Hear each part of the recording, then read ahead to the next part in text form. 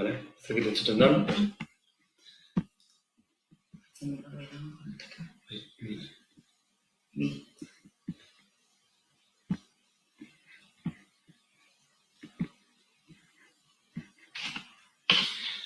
Vale, bueno, guardion, arazo batzuk izan ditugu konexioan, horretik erratu dugu.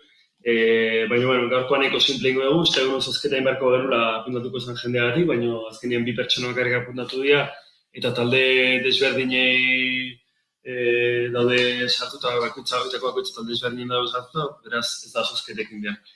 17. lotea zen, aukera emate genizuena lizitatzaile guztiei aukeratzeko eta zuen lotea bertan bere usteko, eta bi pertsonek eman dute izena, izango liakela 7-5-3-8-5-3-3-3 Y, DNIa, eta 7-4-8-8-2-0-7G DNIa, eta bi pertsona hauek 17. loteagatik dute aukeraketa, 3B etxebizitzari dagokiona, eta bien artean zozketen beharrian, ikusi duguna izan da, lehenengo DNI hori sailkapenean G2 taldean dagola, bigarren taldean dagola, eta bigarren DNIa 7. taldean dagola.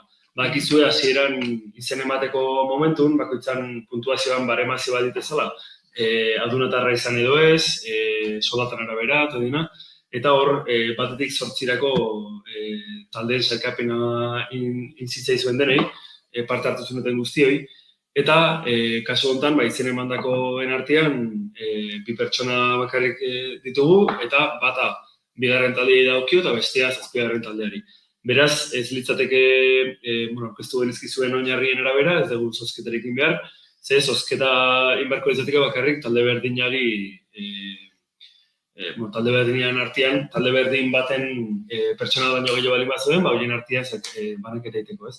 Kasu honetan, bigarren taldea eta 7. taldea danez, goren dagoen pertsonai esleituko zaio 17. lotea, 3B etxebizitza dela, bigarren taldean dagoen 7-5-3-8-5-3-3 Y DNIa dakanai, bale?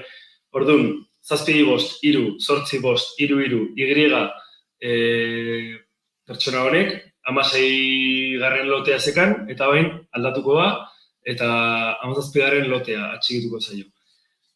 Honek esan nahi du, 2H etxebizitza euki beharrian, 3B etxebizitza emango zaiola.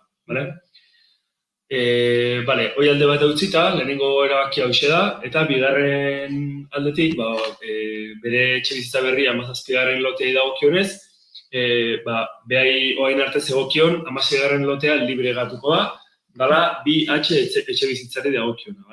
Orduan, 16. lote etxebizitza, 2H etxebizitza, geratuko da libre, gela bateko bost eta 4 loteekin batera. Orduan, 5. lotea, 4. lotea eta 16. lotea libre gatzen dira eta itxaron zerrendan dauden pertsonen artean eskainiko dira.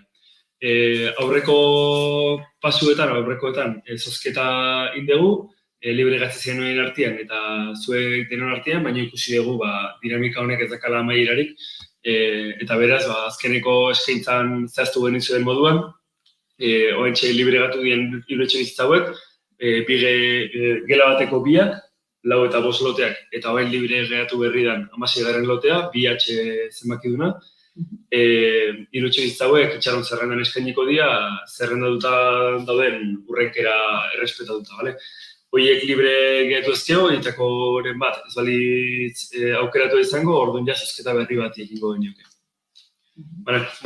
Eskerrik asko bertaratzeatik, eta horrekin amaiera ematen diogu gaurkoak.